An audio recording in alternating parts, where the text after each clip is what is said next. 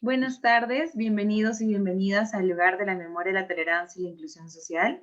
Mi nombre es Cintia, yo formo parte del área educativa y hoy vamos a realizar una visita testimonial con Doris Kaki. Forma parte justamente de las actividades que realizamos cada tercer miércoles del mes junto al área de dignificación y justamente por ello estamos visibilizando, ¿no?, la portada de nuestro evento, así como también ya nos está acompañando Doris. Entonces, desde ya les agradecemos a todos y a todas por conectarse a nuestra visita.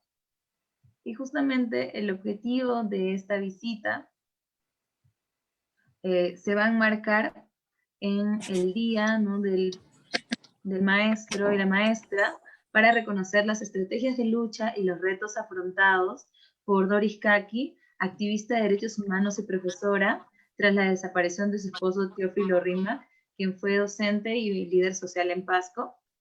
También reflexionar sobre el acceso a la justicia y la reparación, para que de esta manera conozcamos cuáles son las consecuencias de la desaparición forzada y podamos conversar a través de ello. Entonces, justamente para poder complementar nuestro objetivo, tenemos ya aquí a Doris. Yo voy a presentarle. Doris Kaki, ex viuda del señor Teófilo Rima, es maestra de Filosofía y Ciencias Sociales con una maestría en Administración Educativa y con una especialización en Didáctica en la Ciudadanía. Tiene 4 hijos jóvenes, Iván, Carla, Tani y Libertad, quien hoy también son adultos y profesionales. Ella es fundadora de la Asociación Nacional de Familiares de Desaparecidos y Ejecutados Extrajudicialmente y Torturados, con sus siglas ANFADET. Durante entre 7 y 8 años, esta organización fue fundada en el año 2001. Así como también condujo la CONAVIP, es un espacio justamente que trabaja, ¿no?, con las familiares, y desde su fundación ella ha cumplido la labor de secretaria de organización y posteriormente ha sido la presidenta. Actualmente preside la Coordinación Nacional de Familiares de Víctimas Desaparecidos Forzosamente del Perú, que es una organización que tuvo la oportunidad de fundar juntamente con otros familiares de desaparición forzada. Entonces, muchísimas gracias, Doris. No sé si quieres dar unas palabras de inicio. Muchas gracias, Cintia. Muchas gracias, Cintia. Muchas gracias a nuestras amigas y amigos trabajadores del LUM, siempre atentos a todos los momentos que atravesamos, quienes trabajamos el tema de derechos humanos, quienes trabajamos el tema de la búsqueda de nuestros seres queridos.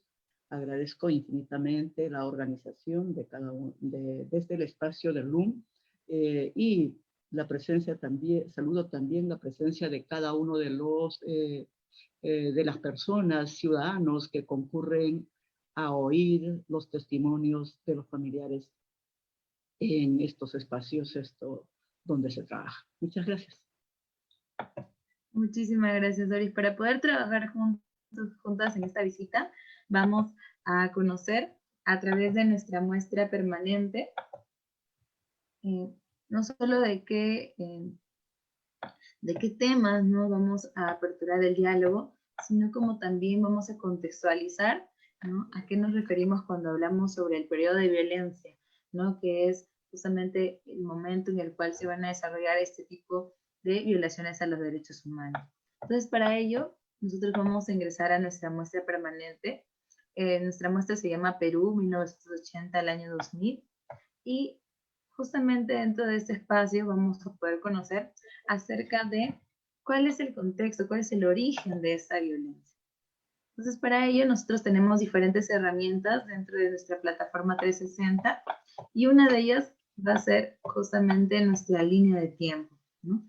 Queremos preguntarles a nuestros participantes, ¿sí?, si al ver la línea de tiempo, que está dividida justamente en los 3 gobiernos de este periodo, reconocemos o podemos quizás visibilizar, ¿no?, qué casos se encuentran durante estos años, así como también les invitamos a que si desean contarnos acerca de si ellos tienen alguna anécdota, alguna experiencia durante estos años, ya sea también que les hayan contado qué es lo que sucedía durante estos años, o también si lo han visto desde otras, ¿no? De otras maneras, como por ejemplo los libros, ¿no? Los periódicos, las revistas. Entonces, para poder combatir juntos, el periodo de violencia se va a desarrollar durante estos 3 gobiernos, que es el gobierno de Fernando Belaúnde Terry, de Alan García y de Alberto Fujimori, ¿no? Y mientras observamos, ¿no?, cómo son esos tipos de eventos que suceden, estos casos que se dan dentro de este periodo, sí nos vamos a centrar justamente en este inicio, ¿no?, que es el 17 de mayo de 1980, ¿no?, donde se da el primer ataque de Sendero Luminoso. Entonces les invitamos a que nos puedan contar a través del chat eh, justamente sus experiencias, así como también vamos a comenzar a conversar con Doris, ¿no?, para que ella nos comente qué otros casos, ¿no?, se daban en la región en la que ella estaba, en este caso en la región de Pasco, ¿no?, y cómo era tu vida, Doris, al inicio de los años 80, ¿no?, tus inicios antes de la violencia y bueno, luego. Bien, muchas gracias, Cintia. Yo creo que como toda familia teníamos una rutina diaria establecida en casa. Yo era maestra de jóvenes señoritas de secundaria. Trabajaba en el Colegio Nacional de Mujeres María Parada de Bellido en la ciudad de Cerro de Pasco. Mi esposo se encontraba con licencia sin coste de haber porque tenía un proyecto político. Es decir, eh, el Tajo Abierto había avanzado grandemente en Cerro de Pasco y estaba acabando prácticamente con la ciudad. Y en eso de avanzar cada vez con fuerza el Tajo Abierto para la explotación de los minerales en Cerro de Pasco, hizo desaparecer, por ejemplo, una hermosa laguna cuyo nombre era la Laguna de Patarcocha. La Laguna de Patarcocha tenía una significancia muy especial para los serreños. Era considerado el ojo, el espejo de la ciudad.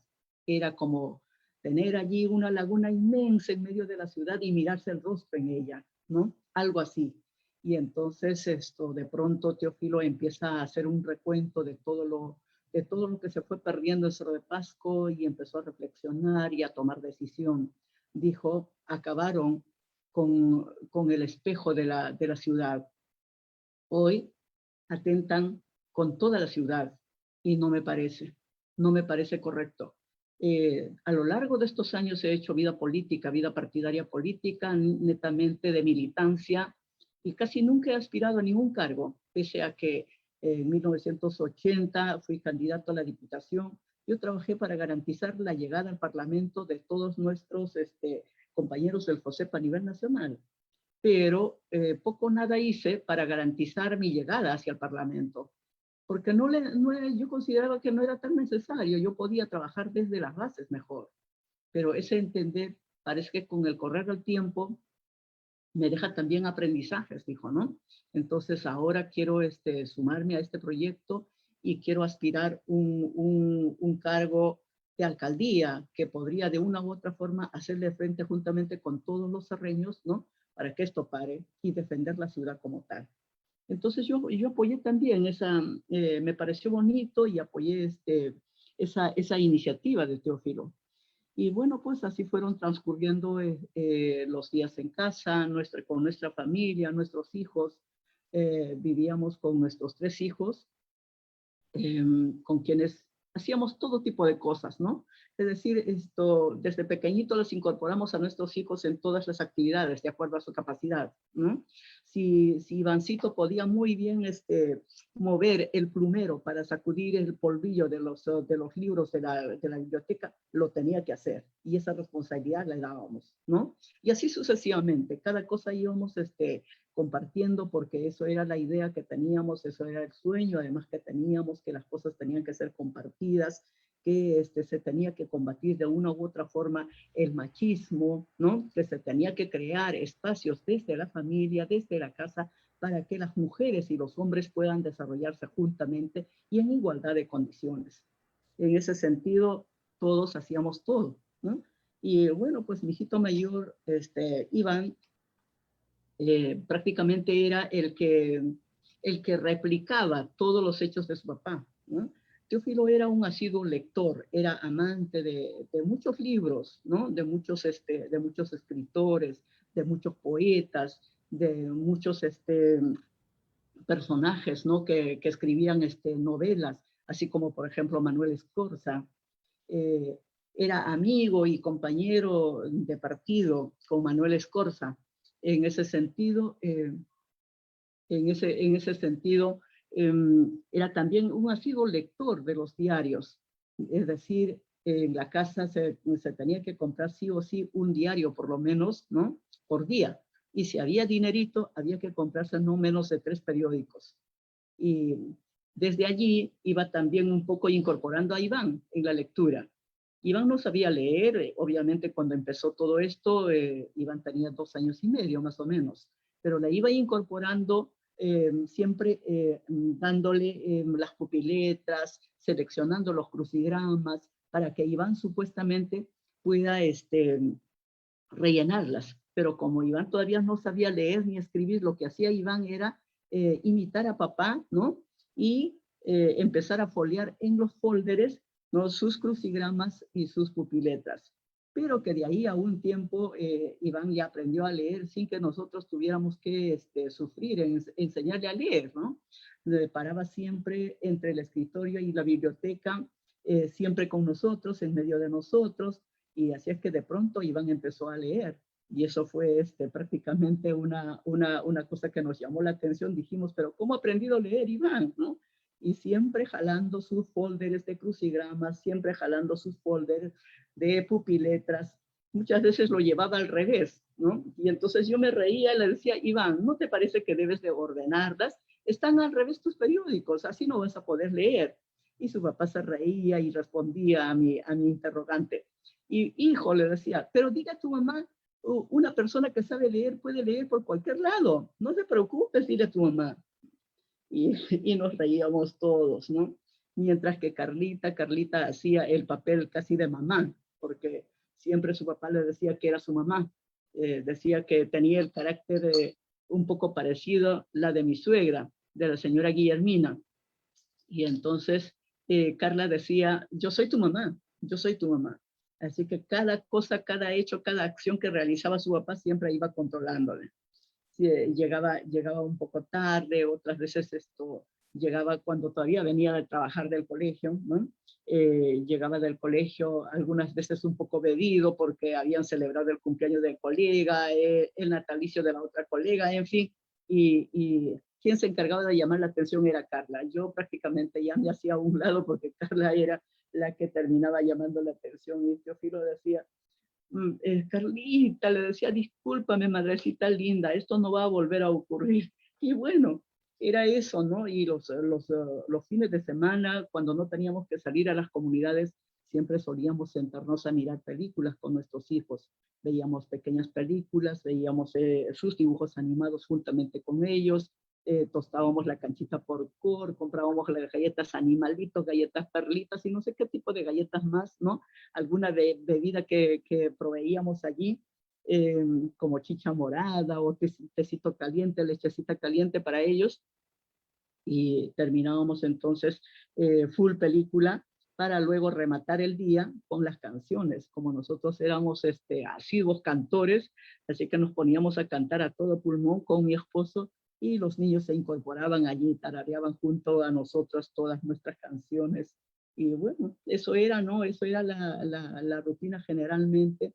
Y lo otro era que Teófilo siempre estaba inculcándome a que lea, ¿no? Me decía, Doris, tienes que leer, no vaya a ser que un día necesites algo de mí y yo no esté presente, y entonces vas a estar en apuros. Tienes que leer, Doris, tienes que leer. Me proveía muchos libros de muchos autores, yo una floja para leer realmente. Me escondía bajo la cama y decía, sí estoy leyendo, pero casi siempre le fallaba a Teófilo. Así fueron transcurriendo nuestras vidas hasta que un 23 de junio de 1986 allanaron mi domicilio los militares fuertemente armados, se llevaron a Teófilo, quedé con mis 3 niños, Iván tenía 5 años, Carla tenía 3 añitos, Tania tenía 1 año y medio y quedé gestando a Libertad Teófila de 3 meses. pues, la situación en la que quedamos en nuestra querida ciudad de Cerro de Pasco. Muchísimas gracias, Doris. Nos has comentado no solo de parte, ¿no? de tu entorno familiar, sino también de qué manera abruptamente la violencia rompe con esas rutinas, con esas actividades, que es muy probable que también haya sucedido ¿no? de una manera mucho más rápida en espacios donde no había, ¿no? esta posibilidad de reconocer esta vulneración de derechos. Nos han comentado aquí en el chat, Doris, así como tú nos estabas contando tus recuerdos. Por ejemplo, Diane dice que en el momento en que ella pudo ver la línea de tiempo, ¿no? Organizó lo que había investigado acerca de esta época tan dolorosa en nuestro país, ¿no? Que es un gran trabajo que le gustaría visitar más el lugar de la memoria. Zully nos dice que ella en 1986 tenía 11 años y fue su alumna en el María Parado de Bellido y recuerda con mucha pena el día que se enteró lo sucedido con su esposo. Lamentablemente el año siguiente toda su familia y ella tuvieron que emigrar por lo que venía sucediendo en Cerro de Pasco. Entonces, señora Doris, acá está Zully, su alumna, acompañándole en nuestra visita y compartiéndonos también sus ¡Ay, qué memorias con usted. bonito! Qué alegría de tenerlos a mis alumnas interesándose en estos temas y esto seguramente tratando de ver, ¿no? ¿Qué es lo que hace su maestra? Qué bueno, es una alegría tenerlo, grandes saludos y gracias nuevamente por estar con nosotros. A ver, ¿me dijiste el nombre? Sí, Zully, que le manda Zully. muchos cariños. Zully le manda Zully. un abrazo cariñoso. Sí, gracias. De igual manera, otro abrazo grandote, grandote y un beso para Zully. ¿Mm? Bien, Doris, como también estábamos comentando, hay otra compañera que le está mandando saludos, que es Luyeva. Luyeva le manda un gran saludo, que también nos está acompañando aquí en la visita. Luyeva Yangali, que también le manda un saludo grande. Gracias, Luyeva, gracias. Siempre estamos con Luyeva. Siempre estamos caminando con Luyeva. Una compañera a quien conocí muy jovencita dentro de la Amparet y que ahora tomó la posta y lo está haciendo muy bien. Felicitaciones y saludos a Luyeva. Muchas gracias, señora Doris. Entonces hemos conocido a través de nuestra línea de tiempo que mientras esto estaba sucediendo, ¿no? En los gobiernos o estaban estas personas a cargo del gobierno, también nosotros complementamos con las experiencias que hemos vivido durante estos años.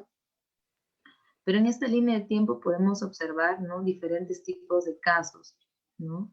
Y justamente en nuestra siguiente parada vamos a conversar un poco más acerca del caso de tu esposo, Doris, no sin antes precisar, ¿no? Por ejemplo, hace rato Zully nos decía que en el 86 ella tenía 11 años, ¿no? Y acá en nuestra línea de tiempo también vemos que ese mismo año eh, ocurrieron, ¿no? También diferentes casos, no solo en la región de Ayacucho, Lima, Purima, Huancavelica, sino también en otras regiones, ¿no? Como es lo que nos están comentando ahora acerca de Pasco. Pero en estos casos vamos a conversar acerca de una de las consecuencias de la violencia, que es la desaparición forzada. Entonces, para ello, vamos a ingresar a nuestra siguiente sala, que es la sala de la violencia y el ámbito educativo, no solo para conversar acerca del caso, ¿no? de Teófilo Rímac, sino también para preguntarle al público, ¿no? De qué manera o cómo fue ¿cómo creen que pudo haber sido, ¿no? la experiencia de muchas personas al estudiar durante estos años? ¿no? Por ejemplo, podemos observar en estas fotografías que en el caso de la educación, ¿no? Había una fuerte ausencia del Estado, ¿no? poca inversión quizás para la infraestructura, así como también eh, para los estudiantes, ¿no? y su desarrollo. Entonces, les queremos invitar una vez más a las participantes en nuestra visita a que nos cuenten cómo creen que fue afectada la vida estudiantil durante estos años y poder observar también a través de estas fotografías para poder empezar el diálogo, ¿no? de qué manera los estudiantes y las estudiantes se enfrentaban también a esta violencia. Entonces, para ello vamos a avanzar hacia ver nuestra siguiente fotografía, ¿sí? Y también para conversar con Doris acerca de qué es lo que causó esa violencia en tu familia. ¿Nos podrás comentar qué es lo que estaba sucediendo en tu vida cuando esta violencia llega, ¿no?, a Cerro de Pasco?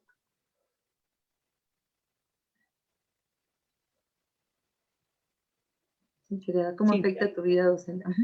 Cintia, ¿me vuelves a formular la pregunta? Porque yo tengo una estructura que tú nos has hecho llegar, un formato. Sí, Entonces un poco me estoy guiando por ese formato y según ese formato creo que la pregunta era ¿qué recuerdos tenía de mis primeros años? sí, y que Me también de su gustaría que actividad siguieras como docente. ese orden para no descuadrarme. ¿Te Sí, parece? sí, claro, nos podría comentar un poco acerca de esos primeros años y cómo también afecta su vida como docente. Bien. Bueno, eh, ¿qué recuerdos tengo? La pregunta era, ¿qué recuerdos tienes de tus primeros años? Ujú. Eh, yo fui una chiquita muy intrépida, muy audaz, si se quiere.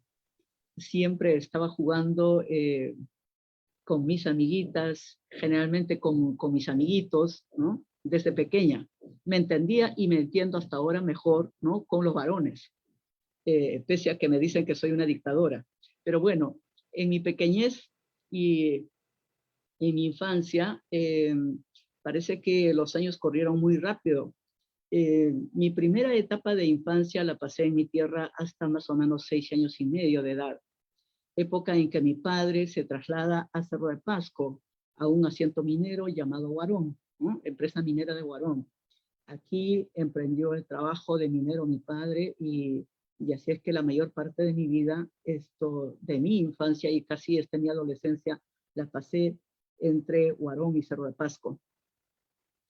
Por consiguiente, a la edad de 7 años y medio, más o menos cuando retorno a mi tierra, por las vacaciones de mi padre, que eran en diciembre, y por mis vacaciones, aquellos años eran 3 meses de vacaciones que tenían los estudiantes, entonces retorno a mi tierra y de pronto, como siempre, me encantaba escuchar las conversaciones de la gente un poco mayor, ¿no? Aparezco por allí escuchando una conversación de 4 señoras sentadas hilando y tejiendo. Y entre juego y juego yo escucho la conversación. Y entonces una de ellas decía, qué difícil es tener ojo ciego. Y yo la miraba y la volvía a mirar, pero decía, si la señora está tejiendo y ve muy bien, ¿por qué dice que tiene ojo ciego? Y entonces me concentro en la mirada y escucho más, ¿no? Detenidamente. Y sigue hablando la señora, dice, es que mi hijo se encuentra en Lima y no puedo escribirle siquiera una carta. No saber leer y escribir es como tener los ojos ciegos. Mucha gente habla de leer la Biblia. Yo no puedo leer porque soy una ciega. Frase que un poco caló en mí, como que me sacudió un poco pese a mi edad muy pequeña, ¿no? Entonces llegué a mi casa con esa idea, no se me iba la idea, las frases vertidas por las señoras, y empecé a pensar, ¿qué hago? ¿Qué puedo hacer? ¿No? Empecé entonces a acercarme a ellas, a hacerles el habla. En 2, 3 conversaciones las convencí de que debería de enseñarles a leer y escribir. Y fue así, ¿no? Que durante los 3 meses de mi permanencia en mi tierra me dediqué a enseñarles a leer y escribir a 8 señoras más o menos de mi tierra. Mis alumnas eran obviamente de 40, 50, 60 años aproximadamente. Y todas aprendieron a leer, silabeando, pero aprendieron a leer, a escribir y a hacer su firma larga. Es decir, si se llamaba, por ejemplo, Florencia, ¿no? Florencia Quispe Espinosa, ¿no? Todo completo tenían que escribir para firmar y ponerle una rúbrica larga. Y eso era la forma como yo había enseñado a que firmaran ellas, ¿no? Pero finalmente me ganó el título de señorita Doris. Cada día que llegaba con mis cosas para enseñarles a leer y escribir, mis alumnas me decían, señorita Doris, ¿qué hacemos? Ahora, ¿qué vamos a hacer? ¿Qué letra vamos a hacer? ¿Cómo se hace? Y si lo hago con barro, y si escribo en la tierra, todo vale, le decía, con tal de que aprendan a leer y a escribir. ¡Ay, qué bueno! Yo entre lavar las ropas y hacer mis cosas he aprendido a escribir con el uso. El uso es para hilar la lana, ¿no? La lana de cordero. Eh, con mi uso he estado escribiendo para que no se gaste mi lápiz. ¡Ay, qué bonito! ¿No? Yo llegaba a mi casa, le contaba a mi mamá maravillado. No podía contarle mucho a mi papá porque mi papá siempre paraba mezquinando mi tiempo. Decía, tú tienes que dedicarte a lo tuyo. Entonces no comentaba mucho con papá, pero sí le comentaba a mi mamá y mi mamá me elogiaba y me decía, qué bueno, Doris, qué bonita idea que has tenido, hija. Y bueno, así al cabo de 3 meses dejé a mis alumnas casi leyendo y escribiendo, ¿no? Aunque sí ladeando, pero ya habían, se habían sacado la venda de los ojos y ya no tenían los ojos ciegos, ¿no? Algo similar ocurrió cuando tenía la edad de 8 años en el asiento minero de Guarón, lugar donde trabajaba mi padre. Nosotros hacíamos cola casi 2 veces a la semana para recibir el carbón que la empresa minera nos entregaba semanalmente. Este carbón servía para hacer funcionar las bicharras, ¿no? Y además servía para cocinar nuestros alimentos, ¿no? Pero resulta que una época nos mandó la empresa carbón de piedra que no prendía, no ardía, no hacía fuego.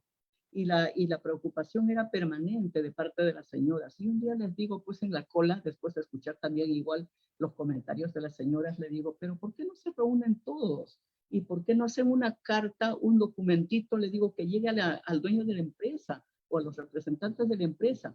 De repente ellos creen que nos están enviando un carbón de buena calidad, pero no saben que aquí nosotros fuimos, ¿no? Y de pronto una de ellas dice, es que nosotros no sabemos escribir. Igual, ya tenía experiencia ganada en mi tierra, así que les planteé la idea de enseñarles a leer y escribir.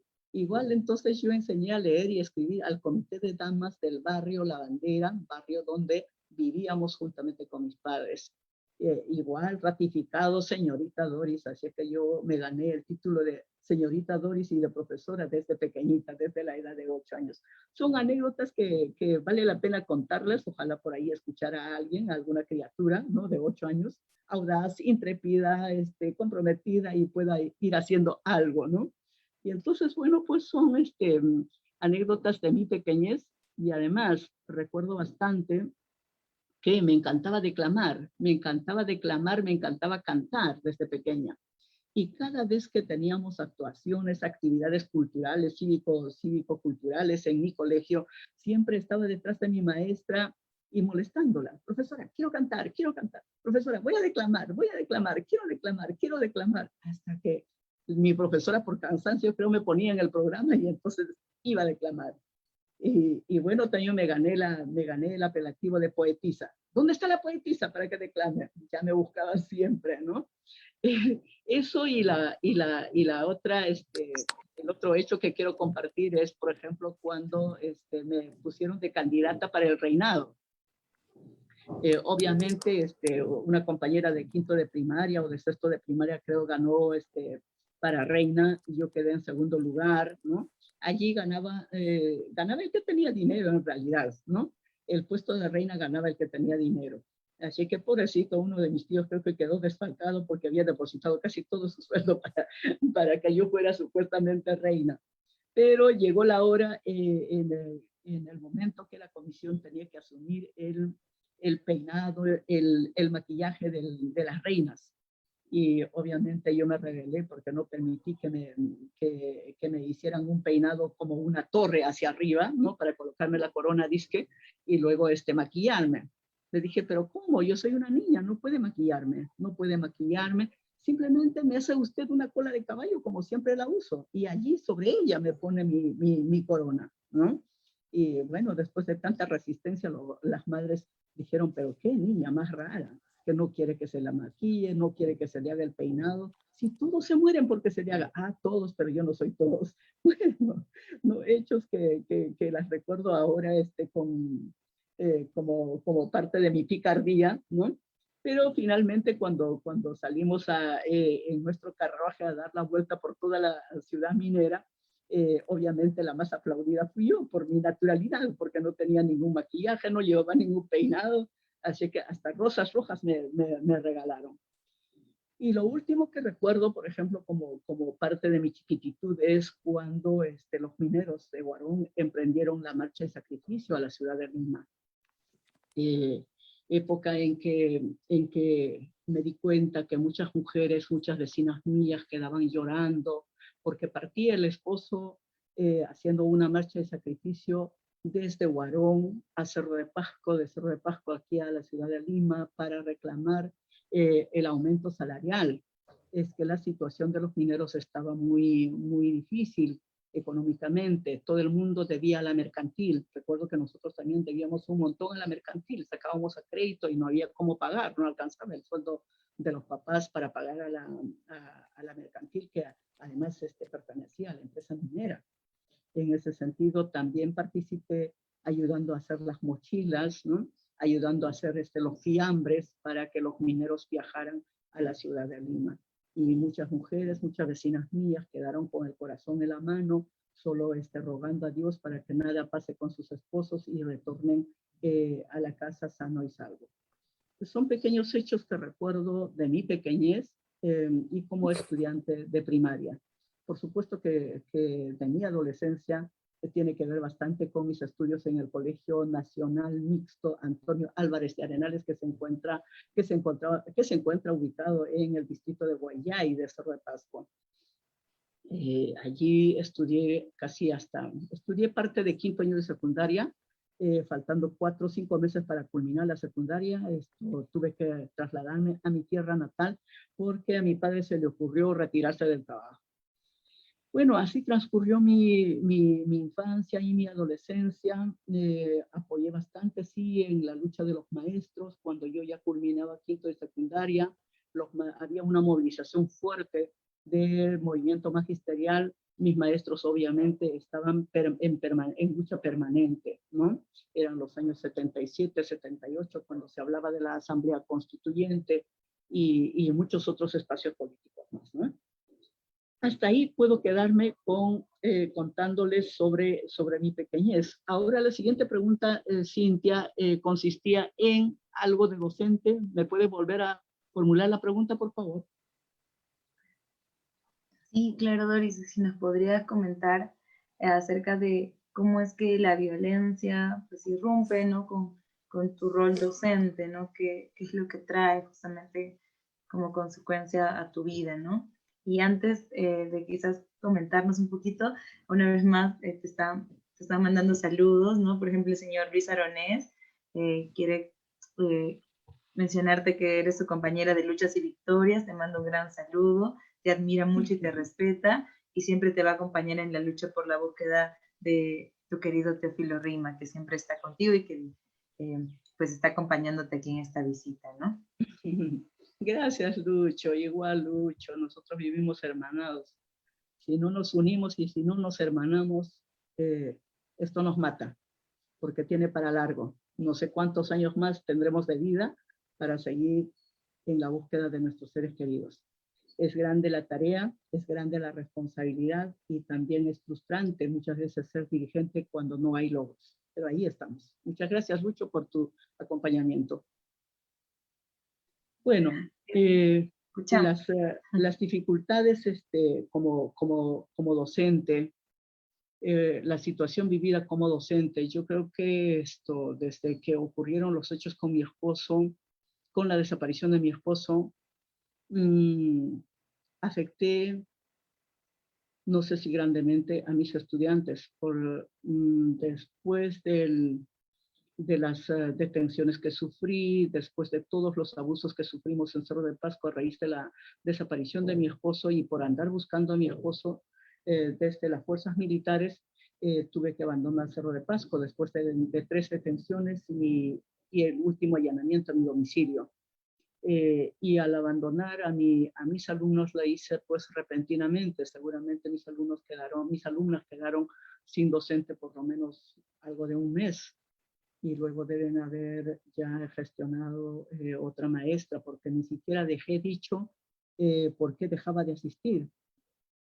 Felizmente que no perdí el trabajo por abandono, porque yo salía por una situación de emergencia para salvar la vida de mis hijos y mi vida misma, ¿no? Cuando llegué aquí a la ciudad de Lima, en abril de 1991,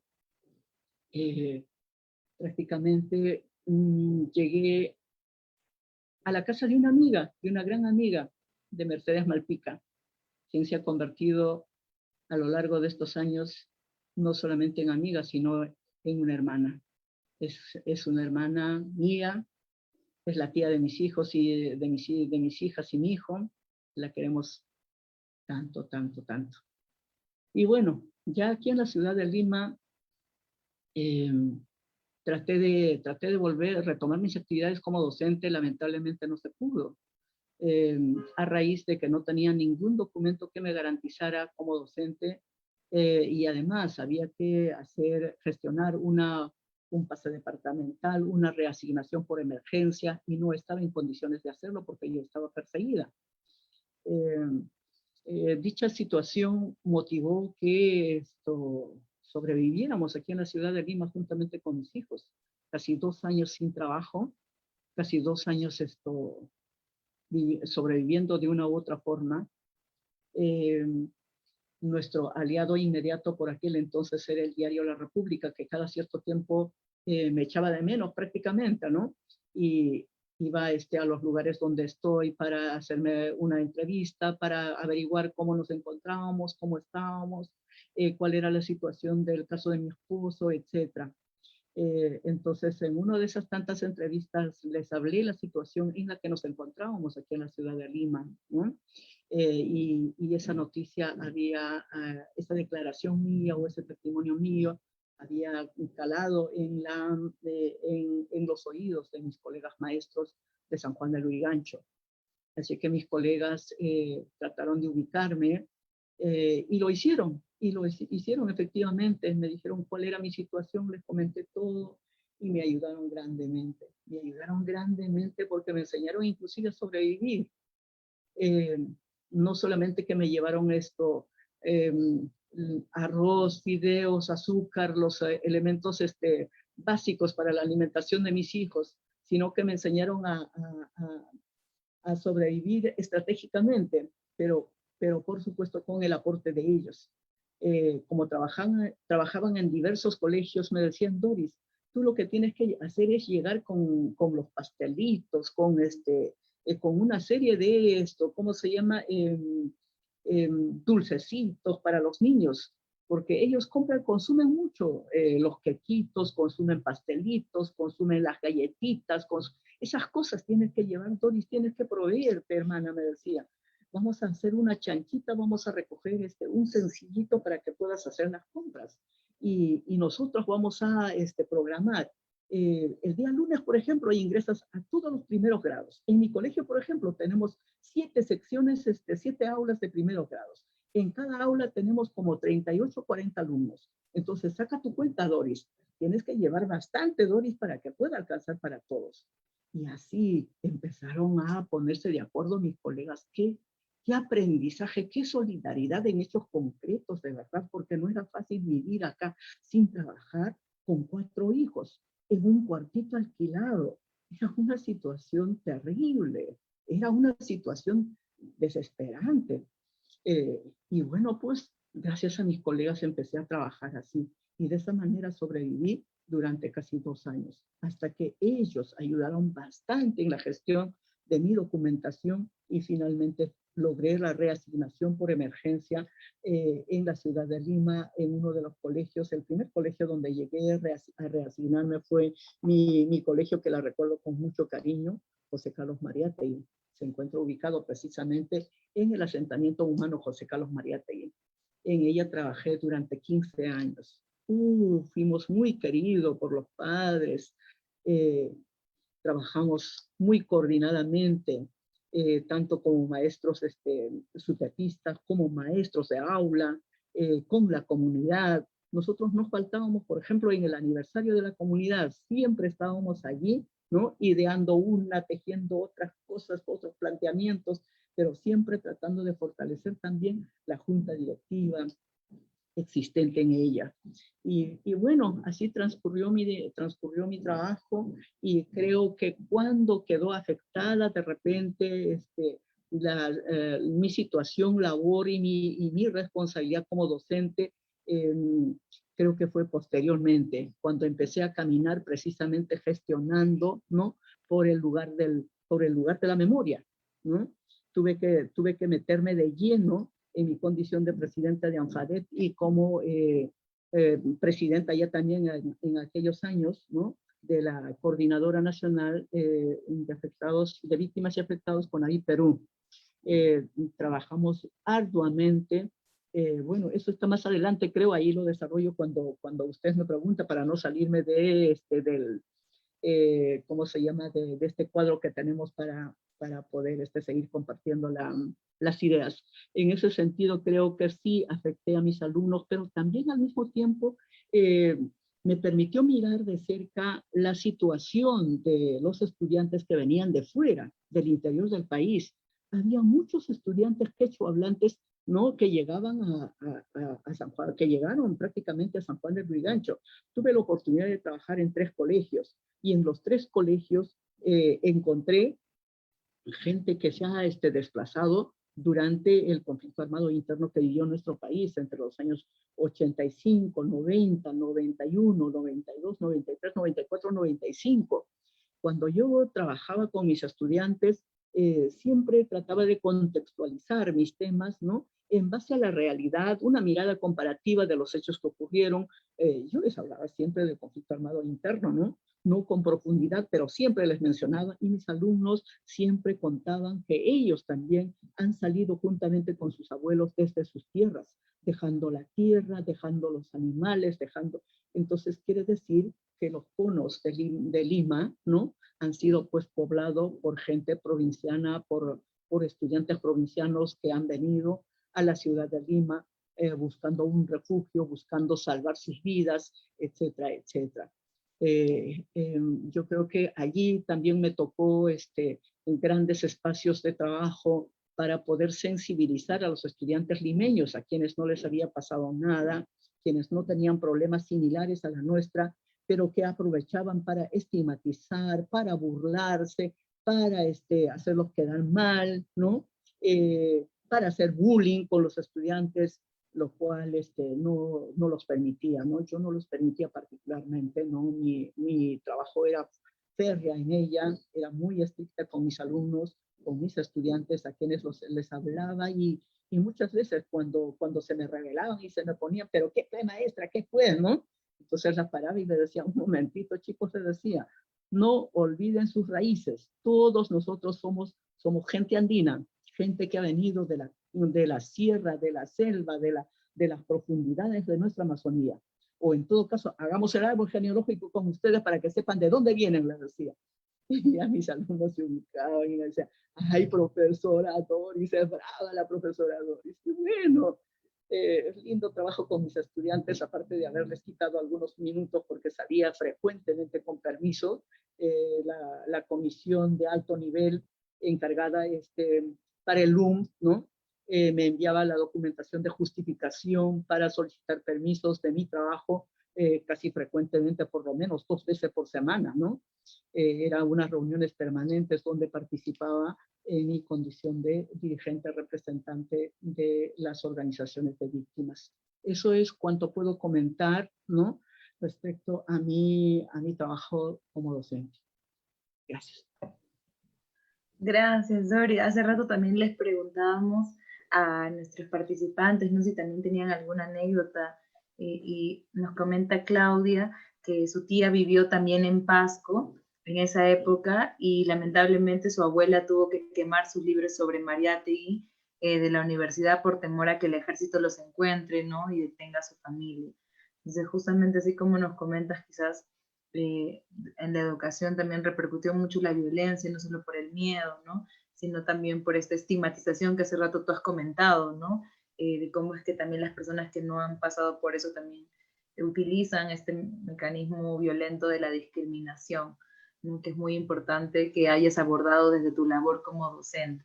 Así como también te quiero mandar otra vez saludos de Roger Santos, Cayagua, Ahí Roger también está Roger, acompañándote y te manda muchos abrazos. qué lindo. Ah, Roger, hace tiempo que no nos vemos, Roger, caramba. A veces pienso que estás tan alejado, tan distanciado de mí. No sé qué hice, no sé en qué fallé. Los seres humanos siempre tenemos errores, cometemos errores santos, pero siempre tenemos que estar juntos, ¿eh? Tú eres como mi hijo.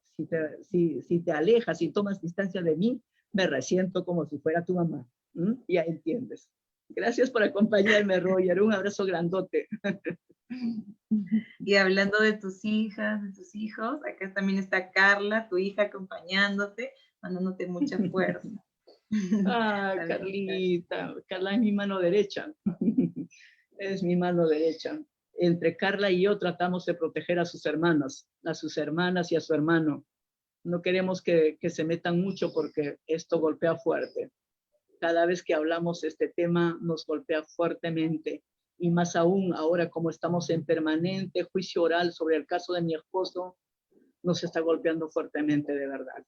Hay muchos hechos que se están dando. No es fácil tener que soportar el rostro de los militares que acabaron con mi esposo y que niegan ahora. Nos produce indignación, nos frustra la justicia y ahí seguimos, ahí seguimos. Gracias, gracias Carliña, gracias hija. Gracias también una vez más a nuestros participantes. Y querida Doris, hemos avanzado a esta tercera sala, ¿no? Para conversar acerca de las organizaciones. Tú hace ratito dijiste que este era el momento para poder contarnos. Y también invitamos a nuestros visitantes a comentarnos si conocen alguna organización de víctimas, de qué manera creen que las organizaciones trabajan, y si es que ustedes pueden identificar alguna de las que estamos presentando ahorita en la sala y las que nos va a contar Doris, también sería muy interesante que nos lo digan a través del chat. Entonces, para continuar nuestro diálogo, Doris, nos podrías comentar acerca de no solo tu labor como parte de las organizaciones como lideresa, sino también acerca de que tu esposo Teófilo fue un líder sindical y luchó por los derechos de los campesinos, las campesinas, los mineros y los estudiantes. Y queríamos saber qué características podrías rescatar de él y también contarnos sobre tu labor como lideresa. A ver, algunas cualidades que quiero compartir de Teófilo. Yo creo que una primera tiene que ver con su entrega por los campesinos y mineros. Luego, el nivel político que tenía Teófilo. Teófilo tenía un alto nivel político, formación, militancia política, ideológicamente bien preparado. Era el compañero y hermano de todos a la vez. Era consecuente y principista. Era mi amigo, mi compañero, mi esposo. Siempre solía decirme, lee Doris, levántate temprano, prepárate, no te quedes encerrada en casa. Yo le decía, no se puede con los chicos, pero Doris me decía, ¿qué problema te haces? Carguemos todos los pañales de nuestros hijos, llevemos el biberón, llevemos la leche, los termos, 2, 3 termos, y nos vamos cargando a nuestros hijos a las comunidades. No solamente vas a aprender, Doris, sino también te vas a foguear caminando, visitando nuestros pueblos, Doris me decía. No sé, de pronto, de repente quería prepararme o me estaba preparando. Cosas de la vida, son cualidades que nunca voy a olvidar de Teófilo, ¿no? ¿Cómo empiezo a organizarme? Yo creo que ella tenía ciertos indicios de trabajo orgánico desde Cerro de Pasco. Yo venía después de haber acompañado a Teófilo en la recuperación de las tierras de las comunidades campesinas de Pasco. Habíamos entregado muchos terrenos recuperados a nuestros hermanos y hermanas de las comunidades en Cerro de Pasco para que forjaran en ese lugar a sus hijos, para que forjaran nuevos ciudadanos en esas tierras, para que dejen de trabajar para el amo, para el patrón, para que más bien donde sus manos trabajan sean sean para el resultado y el producto sirvan para forjar a sus hijos, para mantener a sus hijos y dar de comer el pan a sus hijos. En ese sentido, ya venía de una u otra forma participando, apoyando a Teófilo en las diversas actividades. Y por otro lado, yo era muy chiquilla cuando me uní con mi esposo y cuando empecé también a militar dentro del FOSEP. Creo que no sabía ni qué significa FOSEP, pero yo era militante del FOSEP. Hasta que en una oportunidad determinan en una reunión del Comité Departamental de FOSEP Pasco enviarme a las comunidades para formar, dizque, las bases del FOSEP. Y me enviaron precisamente hacia la provincia de Daniel Acías Carrión, donde formé, según yo, como 5 bases del FOSEP, pero de los cuales 2 bases eran netamente apristas. O sea, se habían hecho pasar por fosepistas y me tomaron el pelo grandemente. 3 bases formadas eran fosepistas. Seguramente por mi juventud y porque no tampoco había leído a profundidad la declaración y los principios del FOSEP y de todo el partido, entonces fui pues rápidamente abordada por los apristas y me tomaron el pelo. Así que me llamaron la atención fuertemente en un evento departamental del FOSEP. Pero al mismo tiempo me dieron una responsabilidad. Me dieron el cargo de presidenta del Comité Femenino Departamental Pasco. Pucha, yo no sabía qué hacer, estaba perdido, estaba más perdido que huevo en ceviche. Pero igual tenía que asumir y rogarle a Teófilo que me ayude, y bueno. Pero también por lo mismo que era muy joven y aguerrida, por supuesto, ¿no?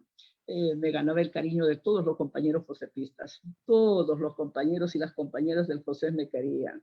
Me decían, ¿dónde está nuestra chiquitulina? ¿Dónde está nuestra compañera Doris? Me llevaban dulces, me llevaban pastelitos, me llevaban quequitos, me llevaban sublimes, en fin, yo era una dulcera, todos sabían que me encantaban los chocolates. Era engreída. Cuando el doctor Genaro Ledesma Izquieta, presidente del FOSEP, llegaba allá, ¡oh, elogios para mí! Claro, que también estuvo presente el presidente cuando informaron y me cuestionaron duramente después de la fundación de las bases del FOSEP, donde fui engañada prácticamente por apristas, ¿no? 2 bases apristas que se habían hecho pasar como bases fosepistas. Me llamaron la atención terriblemente, recuerdo, era un maestro y ya que militaba años dentro de la izquierda y pues me llamó la atención terriblemente en un evento departamental donde concurrían todos los delegados de provincias y distritos. A lo que cuando le tocó hablar el doctor Ledesma, ¿no? tomó la palabra y se refirió a mí, después de tantos minutos de intervención, se refirió a mí, al colega que me había cuestionado duramente, que me había tratado de infantil, irresponsable, no sé cuántas cosas. Dijo, bueno, yo saludo desde aquí a la compañera Doris Caqui. Nuestra compañerita es menor, no sé por cuántos años, de todos nosotros. Es una chiquilina muy audaz, muy inteligente y muy comprometida. Así es que yo voy a felicitar a nombre del FOSEP a la compañera Doris Caqui por haber fundado 3 bases realmente fosepistas. 2 que se hicieron pasar, la sorprendieron a la compañera, hay que entender, es por lo mismo que es muy joven, ¿no? Pero ahora la pregunta es, al compañero que fue severo en cuestionar a la compañera Doris Caqui, le pregunto, compañero, le dijo, usted tiene militando tantísimos años dentro del FOSEP. Me gustaría que me dijera aquí, en presencia de todos nuestros compañeros que están representando a sus distritos, a sus provincias de Pasco, ¿no? Me gustaría que usted me dijera cuántas bases del FOSEP fundó usted. Ups, el compañero con tantos años de militancia no había fundado ni una base. ¡Qué vergüenza! Y entonces yo salí feliz bailando al término del evento y dije, ¡oh, hice algo! Bueno, entonces venía con esa pequeña formación ya de Pasco, y cuando llegué aquí a la ciudad de Lima empecé primero a convocar a mis colegas maestros para plantearles la situación de mi esposo, pero no solamente la situación de mi esposo, sino de muchos desaparecidos más, ¿no?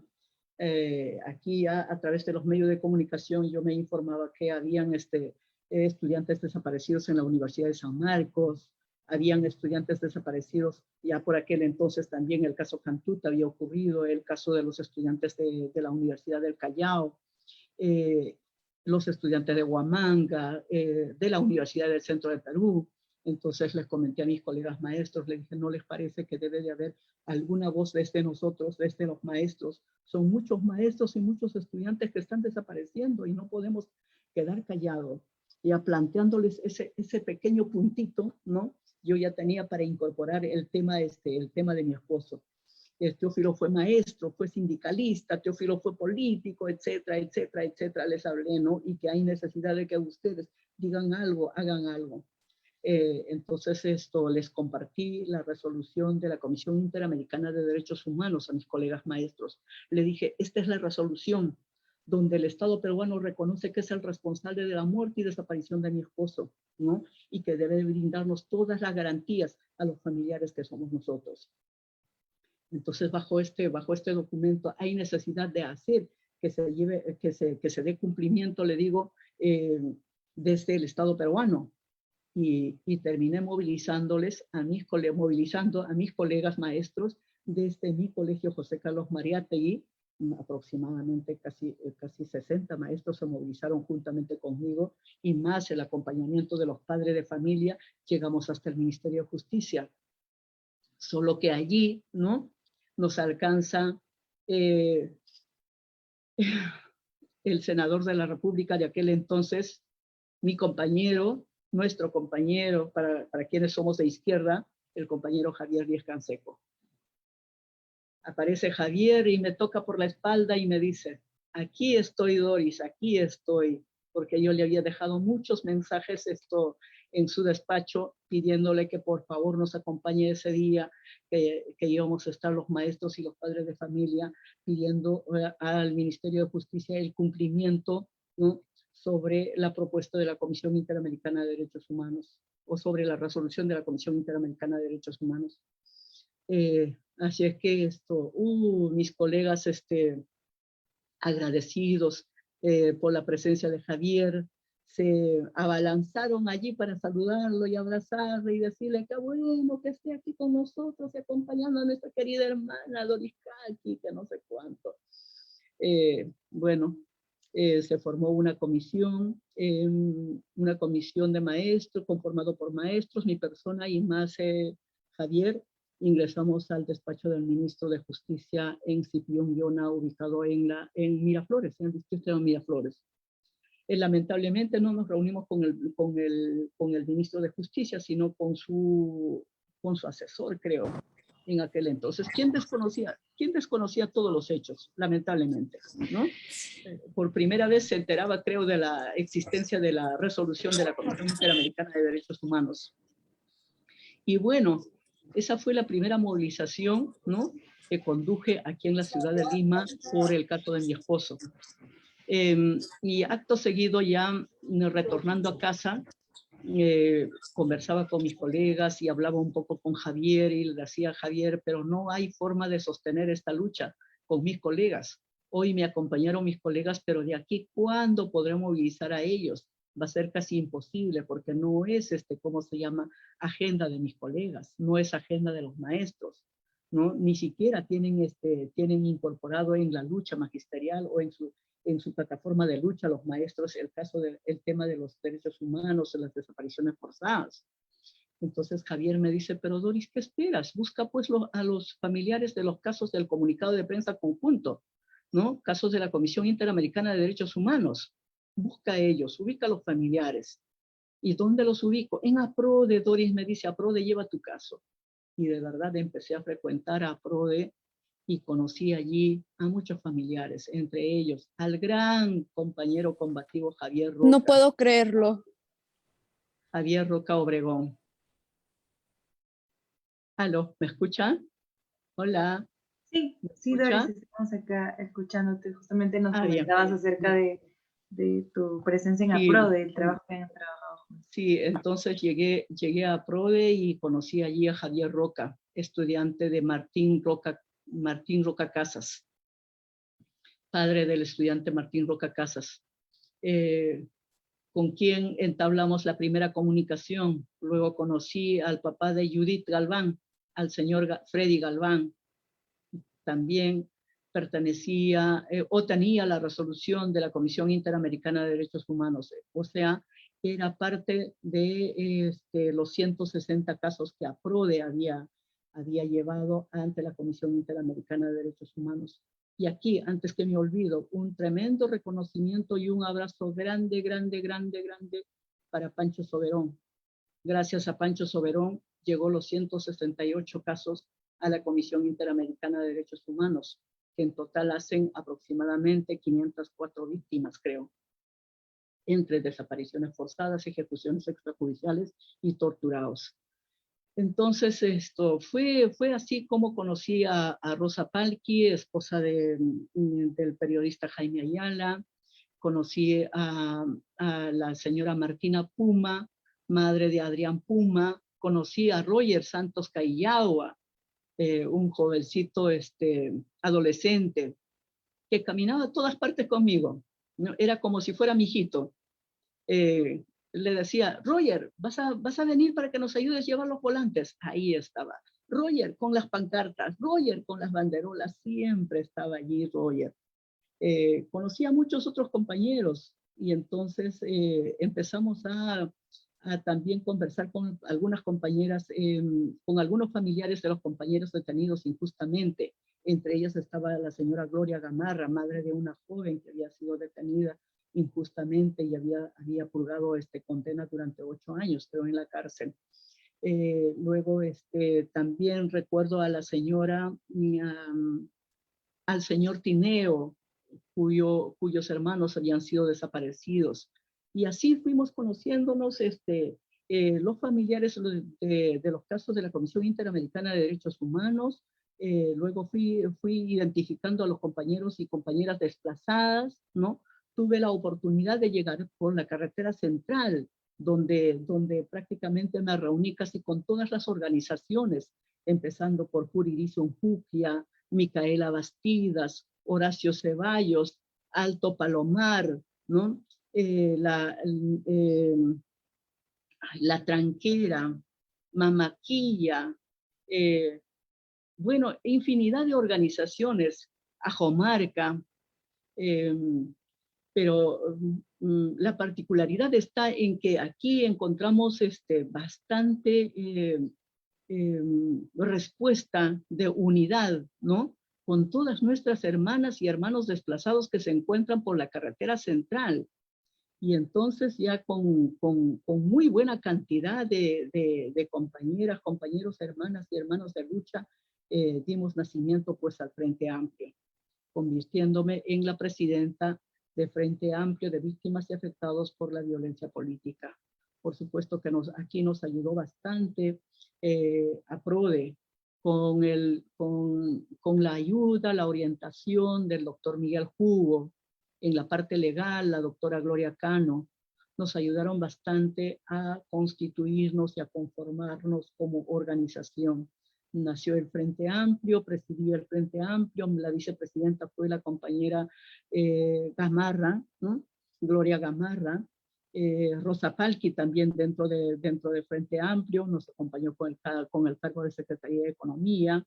Y así, la primera organización que fundamos digo, con toda nuestra gente, fue Frente Amplio. Y posteriormente, ¿no? Cuando vimos que el Estado peruano nos golpeó rápidamente, por una parte positiva, por otra parte nos desarticuló, ¿no?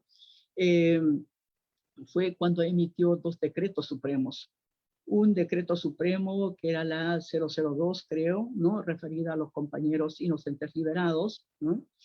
Bajo este decreto supremo debería de constituirse una comisión multisectorial y crearse una mesa de trabajo para empezar a discutir el tema de reparación integral. Y para nosotros sale otro decreto supremo, que es la 005-2001.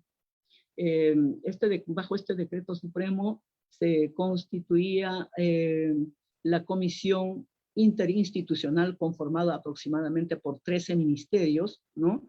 Y debía crearse una mesa de trabajo de igual manera para realizar el trabajo sobre la reparación integral a los familiares de las víctimas. Esta representatividad la tuvo mi persona en condición de representante de los familiares de los casos CIDH. Entonces, bajo esta salida y publicada estos dos decretos supremos, nos desarticulamos de lo que estábamos articulándonos para conformar un frente amplio, como su propio nombre lo indica, ¿no? Un frente amplio de todas las víctimas y afectados por la violencia política. Nos desarticulamos, ¿no? Por otro lado, empezaron a trabajar la ley de desplazamiento forzado. Por ahí se nos fueron nuestros hermanos y hermanas desplazados, se fueron nuestros compañeros inocentes liberados, aunque teníamos muy poco de ellos, pero igual, ¿no? Así que hubo una desarticulación de Frente Amplio. Pero igual seguimos trabajando como Frente Amplio hasta el año 2007. Y entonces ya mirando el decreto supremo 005 para los casos del comunicado de prensa conjunto, caso CIDH, tuve la oportunidad de fundar ANFADET CIDH, para trabajar precisamente, ¿no? Este decreto supremo y trabajar juntamente con los integrantes de esta comisión interinstitucional la reparación integral para los casos del comunicado de prensa conjunto. Estas reuniones en la mesa de trabajo de la comisión interinstitucional duró casi 2 años o algo más, creo. Al final ya salió publicado que debiera darse una reparación para todas las víctimas del comunicado de prensa conjunto en lo referente a vivienda, salud, educación, reparaciones simbólicas, ¿no? Restitución de derechos ciudadanos, en fin, los 7 componentes que la ley del PIR considera. Y por lo tanto, creo que fuimos las organizaciones tanto de los inocentes liberados como los casos del comunicado de prensa conjunto, quienes trabajamos e iniciamos el trabajo de reparaciones antes que los casos de la CBR, ¿no? No teníamos ideas, pero de la misma necesidad salió todo, de las mismas quejas, de las mismas, de las mismas conversaciones del día a día, salió todo para ir proponiendo cómo queremos que se lleve a cabo la reparación en educación, en vivienda, en salud, etcétera, etcétera, ¿no? Bueno, finalmente, a ver, con los casos de la Comisión Interamericana y el Frente Amplio, llegamos ya al 2007. En 2007, un 27 de junio de 2007, logramos fundar la CONAVIP Perú en el primer Congreso Nacional de Víctimas y Afectados por la Violencia Política en la ciudad de Huancavelica. El cargo de la presidencia recae en un jovencito de apellido Jurado, no recuerdo su nombre ahora, porque precisamente él era el anfitrión, ¿no? Y como vicepresidente lo elegimos al compañero Daniel Roca, y mi persona tomaba el cargo o fui elegida en el cargo de Secretaría de Organización. Bueno, el compañero presidente elegido aquel magno evento, creo que no activó ni 2 meses. Daniel, a veces sí, a veces no, como la canción de Julio Iglesias. Entonces me tocó asumir la responsabilidad de CONAVIP a lo largo de los años. Es así, asumí tanto la presidencia de ANFADET como CONAVIP, y allí fenece prácticamente Frente Amplio. Pero Frente Amplio tuvo unas épocas de historia, ¿no? con la actuación de muchos compañeros y compañeras, líderes y lideresas de los diversos conos, de cono norte, cono sur, norte chico, desde Ica venían a participar en las reuniones que llevamos a cabo. Por eso teníamos la gran idea de que Frente Amplio debiera ser una representatividad nacional, pero como se desarticuló, se fundó entonces la CONAVIP. Y ya con la CONAVIP dimos también grandes saltos, ¿no? Si bien es cierto, no tenemos hasta el momento una reparación digna, tampoco hemos dado grandes pasos en el tema de justicia, pero tenemos logros. Por ejemplo, la misma ley del PIR, ¿no? Es el logro de la lucha de los familiares. Y como CONAVIP y otras organizaciones más, ya arrancamos, por ejemplo, la creación del Consejo de Reparaciones, la creación de la Comisión de Alto Nivel, la creación de la CEMAN, la creación del Registro Único de Víctimas, la creación de, a ver qué olvido por ahí, claro, de una u otra forma empezamos a tener mayor claridad, ¿no? Con el plan integral de reparaciones para impulsar precisamente las reparaciones para todas las víctimas. Y como CONAVIP arrancamos también la reparación económica individual de los 10.000 soles. Eso también nos ha costado lucha y sacrificio, movilizaciones permanentes de los familiares, marcha de sacrificio desde el interior del país. Para arrancar esos 10.000 soles se movilizaron muchos hermanos y hermanas de la Selva Central, vinieron por centenares, hermanos y hermanas de la Selva Central, hasta descalzo llegaron aquí a la ciudad de Lima, con unas ropitas bien sencillas, en pleno frío. Nos ha costado lucha, sudor y sacrificio la conquista de todos los derechos que siguen siendo pocos y que no son reparadores. Y por otro lado, yo creo que también está el logro de la ley de búsqueda de personas desaparecidas. En esta fase yo no participo mucho porque había transferido recientemente o sí pues, no transferido, sino había entregado ya el cargo de la conducción de la CONAVIP en un tercer congreso que se llevó a cabo en la ciudad de la Merced, Chanchamayo, ¿no? A los siguientes compañeros de la CONAVIP. En ese sentido, yo tenía más bien un compromiso mucho más grande y fuerte con mis alumnos. Tenía que reivindicar de alguna forma algunos minutos perdidos, los días perdidos con mis estudiantes.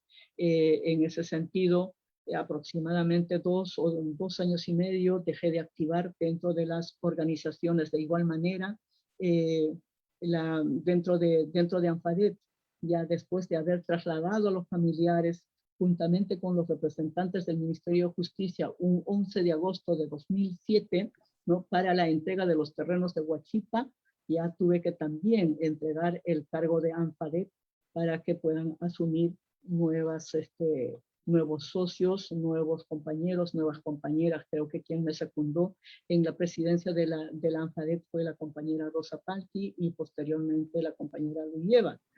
Actualmente ANFADET sigue caminando, ANFADET sigue en la lucha y eso es sumamente importante. Y bueno, ¿qué otra cosa más que voy olvidando?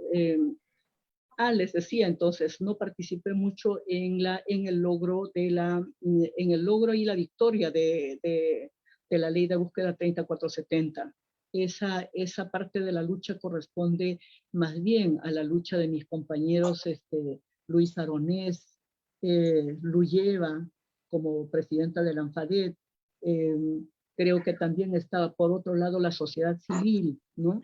La Cruz Roja Internacional, está está la institución que dirige nuestra querida compañera Gisela Ortiz, Bueno, y más adelante ya retornamos nuevamente a la organización, retornamos nuevamente activando por los derechos humanos. El 2015 me incorporo nuevamente, justo precisamente cuando se iniciaba la lucha por la aprobación del Banco de Datos Genéticos. Allí nos metimos de lleno, primero como grupo iniciativa, conformada por algunos familiares y algunos amigos y compañeros y compañeras de la sociedad civil, ¿no? Así que logramos la ley 1398, ley del Banco de Datos Genéticos. Y por supuesto con la lucha también de nuestros hermanos de CONADIP, ¿no? Porque no, aquí no es la lucha de Doris Kaki, sino es la lucha de todos los familiares y de todas las organizaciones. Y luego, el 29-30 de agosto de 2018, por primera vez llevamos a cabo un encuentro nacional de familiares de víctimas de desaparición forzada aquí en la ciudad de Lima. Participaron aproximadamente 340 compañeros en este encuentro. Y dimos nacimiento a una organización que hoy se llama Coordinadora Nacional de Familiares de Víctimas de Desaparición Forzada, cuyas siglas son CN Favidefo Perú. Los logros de aquí, de nuestra organización, todavía somos muy jóvenes, pero ya tenemos pequeños logros, ¿no? Uno es la conformación, la firma del convenio interinstitucional entre el Ministerio Público y el Ministerio de Justicia. Y el otro logro es un espacio que se ha creado precisamente dentro del Ministerio de Justicia, el grupo de trabajo. Ese compromiso, ese planteamiento, ¿no? Aquel 29 de agosto de 2018, ante el ministro de Justicia, ¿no? Un planteamiento contundente con todos los familiares, realmente tuvo su efecto y se conformó finalmente el grupo de trabajo. Espacio en la que participamos todos los familiares con nuestras propuestas, con nuestros, con nuestras, de repente con nuestras observaciones en ciertos trabajos, tanto del Plan Nacional de Búsqueda como otras. Hasta ahí creo que me quedo, aunque creo cabe también la necesidad de agregar un poco qué más viene haciendo Favidefo. El año pasado, por ejemplo, durante las épocas de encierro, ¿no? Mientras el Estado hacía una tremenda difusión de que iban a llegar las canastas de víveres hacia los lugares donde se encuentran las personas más vulnerables, etcétera. Enviamos una cantidad de cartas a la semana, creímos que iban a ser beneficiados con estas canastas nuestros familiares, pero nunca llegaron, ¿no? Por lo menos en gran parte a los familiares de desaparecidos casi no llegó estas canastas. Y por otro lado, los famosos bonos que igual, ¿no? Se difundía en todos los medios de comunicación, tampoco llegaron. Entonces empezamos a trabajar desde Favidefo, por ejemplo, las mascarillas por la memoria. Las mascarillas por la memoria cumplieron dos fines, ¿no? O dos objetivos. Una primera, seguir difundiendo y manteniendo viva la memoria, ¿no? Con nuestras frases escritas en las mascarillas. Y lo otro fue también elaborar 20 mascarillas, 24 mascarillas, creo, por cada región, ¿no? Y compartir la venta de esas mascarillas con las compañeras más vulnerables de la organización. Efectivamente se trabajó con 12 regiones y esto llegó a las 12 regiones. Por otro lado, trabajamos también el tema de la agüita de toronjil o la casita de toronjil. Esta casita de toronjil nació a raíz de la mirada que tenemos desde Favidefo hacia los familiares de las víctimas de COVID. Veíamos que los familiares de las víctimas de COVID no tenían acceso en un primer momento de despedirse de sus seres queridos. No sabían si verdaderamente había muerto, podía haber sido confundido y pudiera estar vivo de pronto sus familiares, ¿no?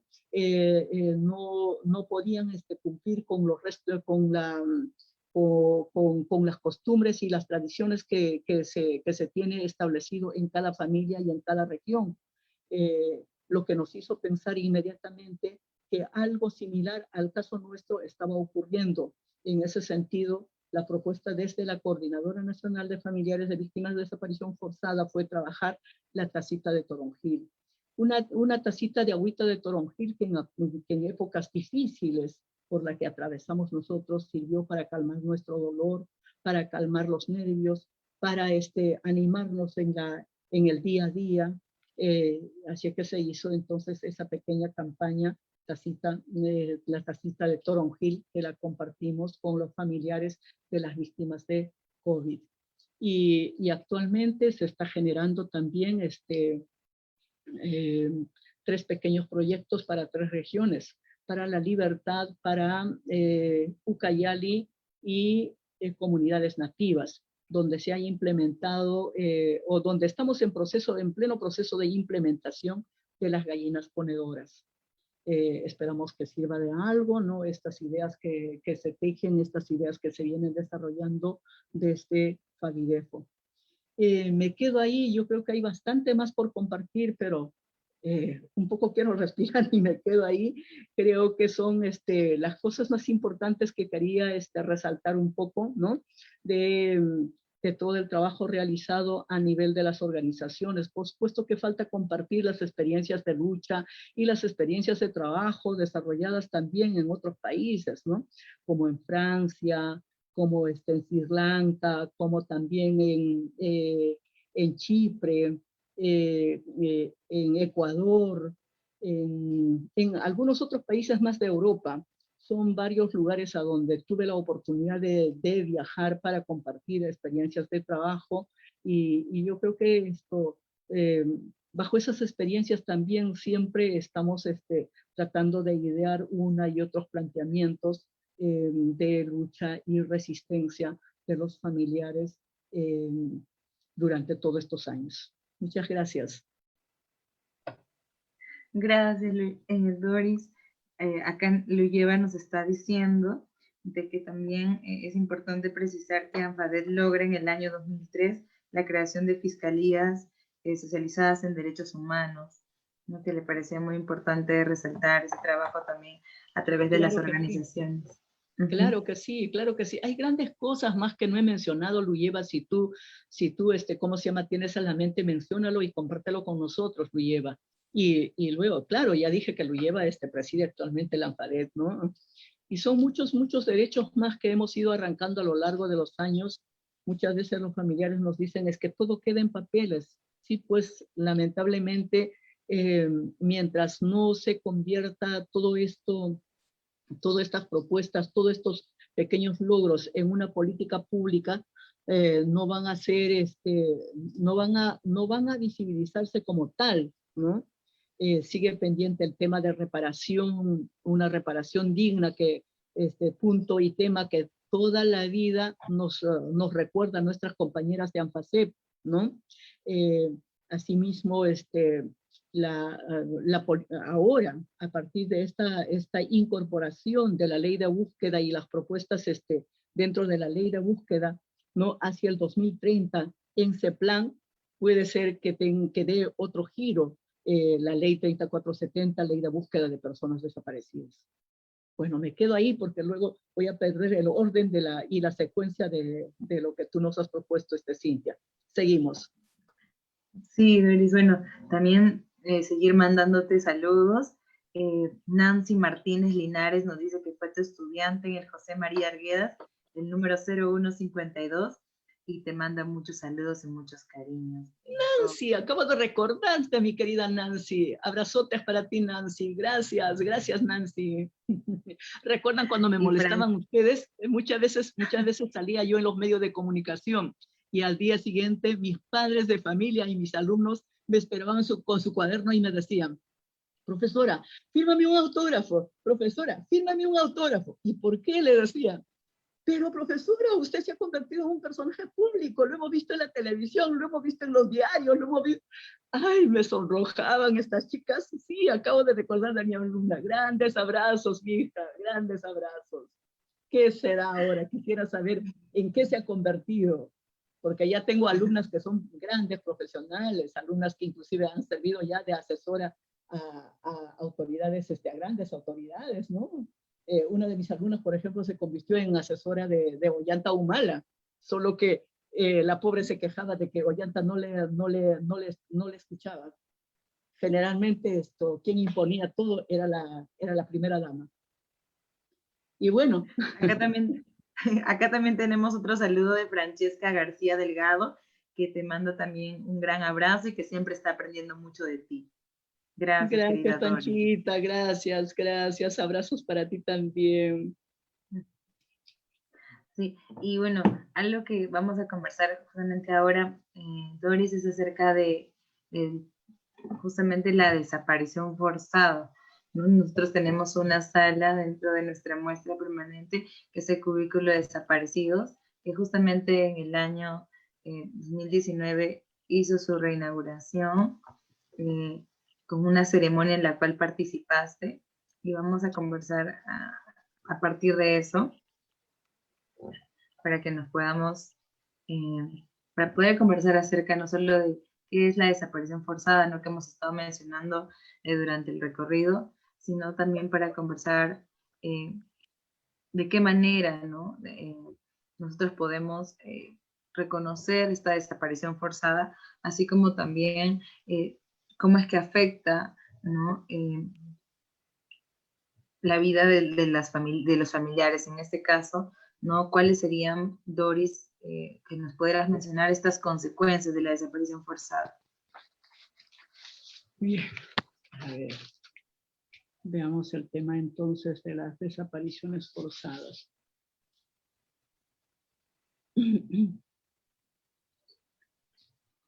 Estoy buscando la pregunta para ubicarme un poco, no sé. Si me repites la pregunta de pronto. Sí, de cuáles serían las consecuencias, Doris, de la desaparición forzada. Porque claro, tú nos has comentado acerca de la ley de la búsqueda de desaparecidos, nos has contado de su importancia justamente, ¿no? Pero también de qué manera se logra eso, ¿no? A ver, ay, Dios, quiero ubicarme por aquí, no sé, debo de tener algún apunte. Mientras te voy leyendo una vez más acá los grandes saludos, por ejemplo, Carmen te manda mucha admiración y solidaridad total por tu lucha, querida Doris. Estaremos desde el activismo en derechos humanos acompañándote. Carmen Rosa te manda saludos también. Gracias. Gracias, Carmencita. Gracias.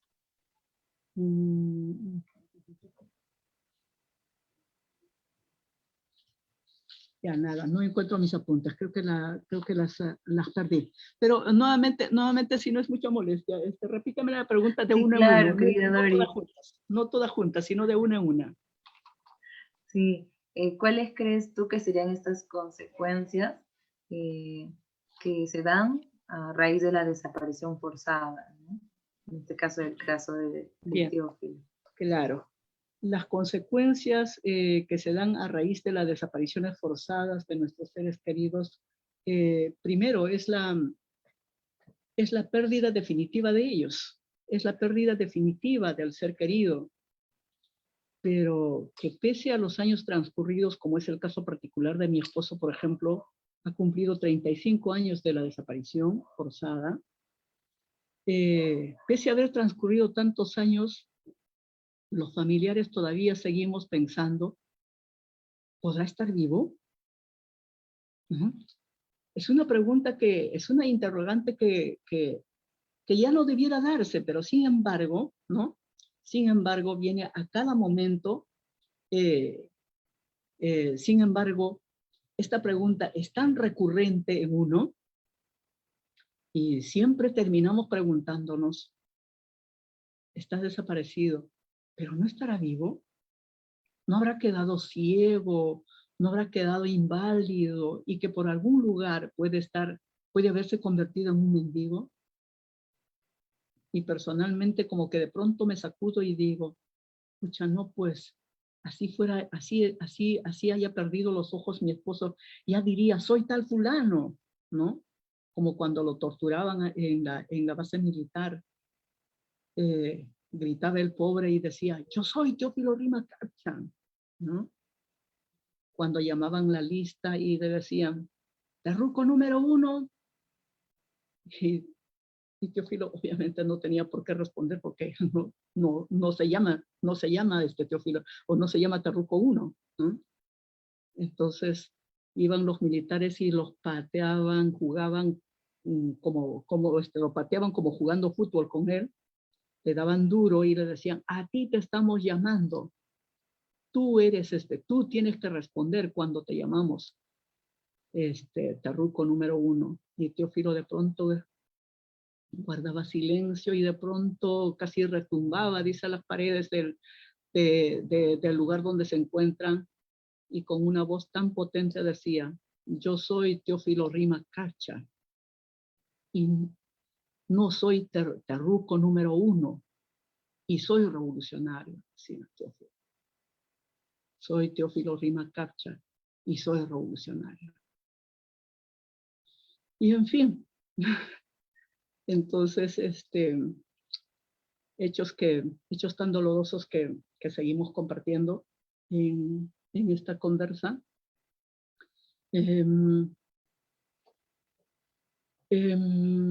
Hechos que marcaron nuestras vidas terriblemente y que nos ha conducido a vivir en una incertidumbre terrible.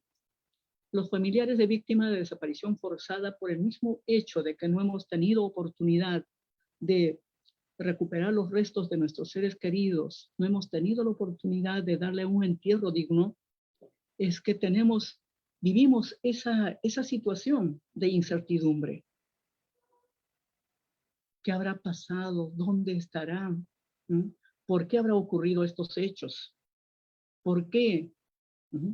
¿Por qué personalmente me pregunto, ¿por qué será que en mi país está condenado, ¿no?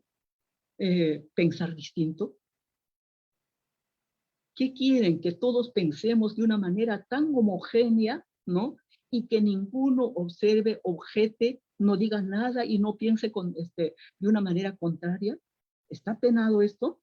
¿No? ¿Estamos condenados a ser llamados terroristas por nuestro pensamiento distinto? Entonces, son hechos que se dan permanentemente, situaciones que se dan permanentemente en nuestra vida y al mismo tiempo ni siquiera nos da la oportunidad de llevar a cabo un duelo, mucho menos de procesar el duelo. No podemos iniciar el duelo los familiares de los más de 20.700 desaparecidos. No podemos iniciar el duelo. ¿Hasta cuándo? No sabemos. Yo tengo 35 años luchando y muchas de nuestra gente, muchos de mis hermanos y hermanas van a cumplir 40 años luchando. Muchos ya partieron, ya no están. Antes de alcanzar justicia, antes de alcanzar los restos de sus seres queridos, han partido. No está Martina Puma. No están muchas compañeras que lucharon junto a mí, compañeras y compañeros. Cuando lo veo a Javier Roca, de pronto digo, caray, Javier sigue firme como la roca, como la piedra. Ahí está Javier, siempre valiente, pero cada vez lo veo más encanecido que yo. ¿Hasta cuándo? No sabemos. Para Javier no ha llegado justicia, para Javier no ha llegado reparación, para Javier no ha llegado la restitución de su ser más querido, de su hijo, de su amado hijo. Y así, para el más luchador, no ha llegado ni siquiera la reparación económica individual. En esa situación nos encontramos. Es grande y difícil, delicado y complicado tener a un familiar desaparecido. Me quedo ahí. Muchas gracias, Doris. Algo que que habías mencionado justamente es acerca no solo de qué es realmente para los familiares tener esta incertidumbre, ¿no? Día a día, sino también a raíz de lo que nos comentas, nos gustaría saber eh, cómo es que se puede alcanzar justicia plena en estos casos, porque hemos visto a través del cubículo de desaparecidos, ¿no? En donde se encuentran pues las prendas, ¿no? O los objetos personales de las personas desaparecidas, ¿no? Que se vuelven objetos de lucha, ¿no? Justamente es parte, ¿no? De esta búsqueda de justicia. Entonces, justamente a raíz de ello, ¿no? Está este cubículo que tiene como objetivo visibilizar, ¿no? No solo los casos, sino también el trabajo que todavía siguen realizando para buscar justicia.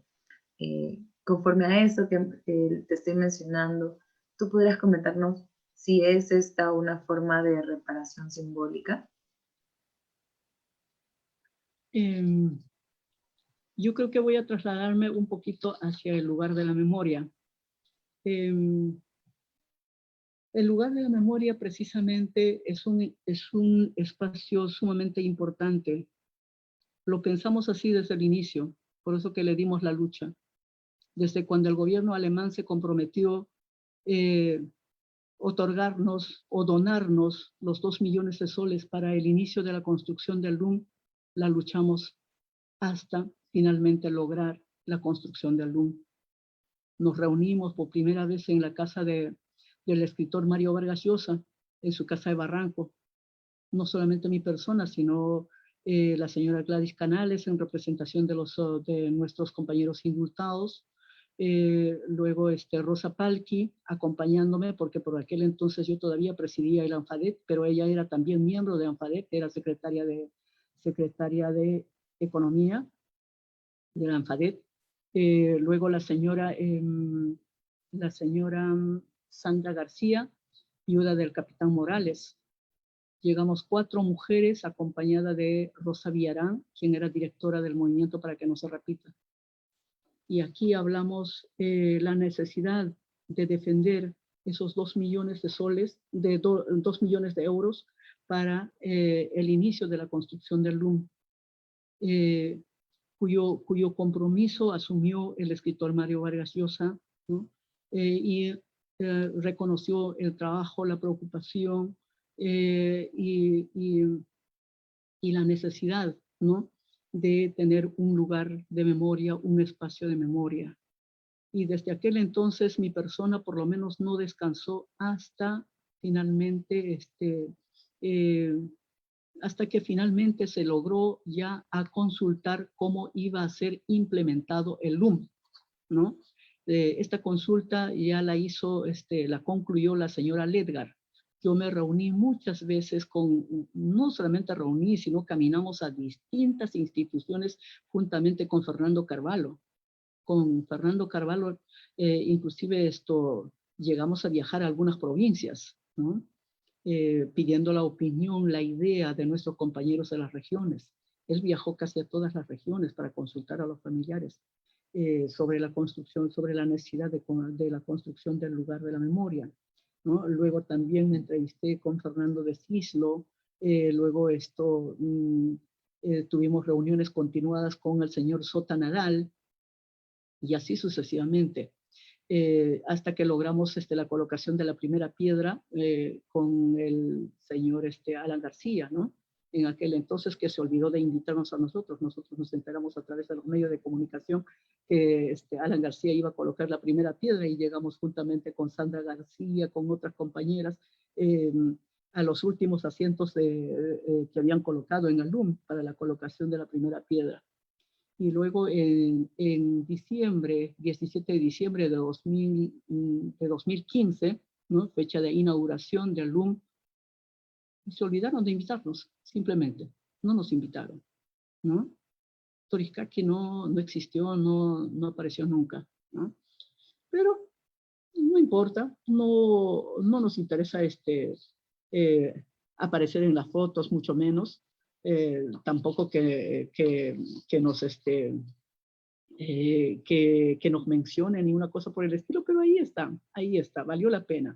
Ahora mirando el LUM, valió la pena lucharla, valió la pena defenderla, y ahí tenemos un lugar, ¿no? Un lugar que nos acoge con la memoria de nuestros seres queridos. Un lugar que de por sí se convierte en un espacio reparador para todos nosotros, no solamente para los familiares, sino para todos quienes visitan también. Es un espacio de reflexión, es un espacio de análisis, es un espacio de comentario, ¿no? Es un lugar donde se pueden llevar a cabo jornadas y jornadas y jornadas, ¿no?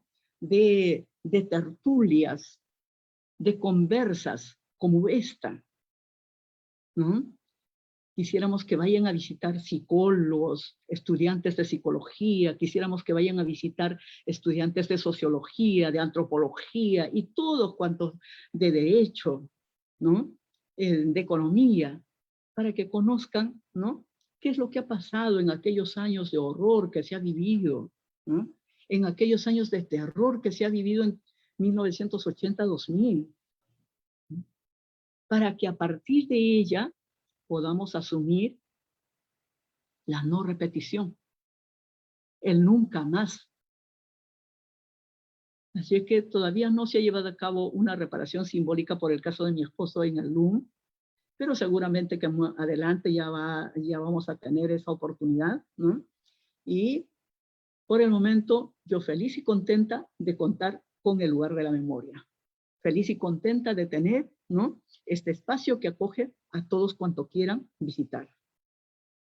Muchas gracias. Muchísimas gracias, Doris. Justamente esta parada, que es casi nuestra última parada, no solo tiene que abarcar el tema de esta participación continua, sino, como tú lo mencionas, que es un espacio para todos, para todas, y que invita, ¿no?, a la reflexión a través de justamente este tipo de actividades. Y justamente para ello vamos a tomar nuestra última sala, que es la sala Mamá Angélica, que lleva nombre justamente en honor a Angélica Mendoza, ya que lamentablemente tras su fallecimiento, pues el contexto, ¿no?, en el que se desarrolla es justamente también la búsqueda de su hijo desaparecido, ¿no? Entonces esta sala, nuestra sala Mamá Angélica, es nuestra oportunidad para tener nuestro diálogo final, nuestra reflexión final, y también para agradecer a todas las personas que nos están acompañando, tanto por por esta reunión de Zoom, como también por el Facebook, quienes han estado enviándote, Doris, todas estas palabras de aliento, palabras de apoyo y también de admiración hacia tu trabajo. Y vamos a tomar esta sala no solo para agradecerte y compartirnos tu testimonio, sino también para que nos puedas dar tus palabras finales y tus reflexiones finales acerca de nuestra visita, y también quizás para dirigirte a quienes te han estado acompañando en esta visita. Bueno, agradecer en principio a todos quienes nos acompañan el día de hoy. Convocar a todo ciudadano, ciudadana peruana que visite el LUM. Es un espacio que nos permite mirar el pasado para garantizar la no repetición. Y a los familiares que se encuentran en todos los puntos de nuestro país. Agradecer infinitamente por continuar en la lucha, por continuar en la búsqueda de nuestros seres queridos. Agradecer infinitamente a todas mis compañeras y compañeros de las diversas organizaciones que me permitieron caminar junto a ellos, que me permitieron recorrer las calles de Lima, ya sea conduciendo una marcha de sacrificio, ya sea conduciendo un plantón, ya sea haciendo actos de memoria en las plazas públicas, en los parques, en la Plaza San Martín, frente al Palacio de Justicia, que la llamábamos nosotros frecuentemente como el Palacio de la Injusticia, en el Paseo Los Héroes, gracias a esas grandes compañeras que aún siguen de pie, y gloria eterna a los compañeros y compañeras que ya no están. Muchas gracias. Muchísimas gracias, Doris. Así como también agradecerles a todos, a todas por acompañarnos hoy en esta visita.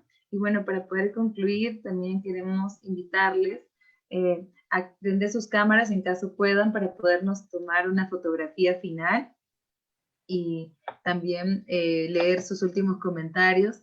Aquí, Doris, te agradecen también por tu búsqueda, por ese trabajo para buscar justicia y que te has convertido en una persona referente por la lucha y los derechos humanos.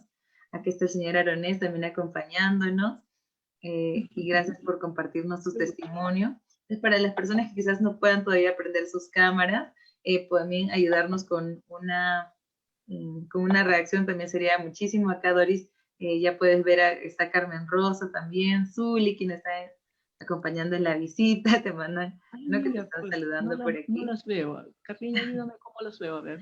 Quizás de tu celular tienes que moverlo hacia la izquierda o hacia la derecha para que les puedas ver. Ya lo encontré. Ahí está, saludándote. Y bueno, a la cuenta de 3 vamos a tomarnos una fotografía, querida Doris, para compartir este hermoso momento de palabras finales, ¿no? Carla, entonces, a la cuenta de 3, querida Doris, vamos a tomarnos una fotografía. A la cuenta de 3 vamos a tomar la foto.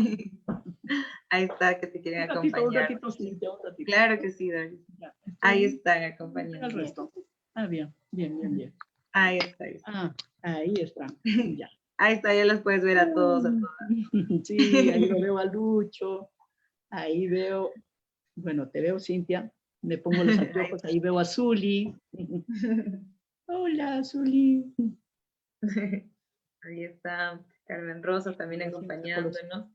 Me saco los lentes. Entonces, a la cuenta de 3 vamos a tomar una fotografía. 1, 2.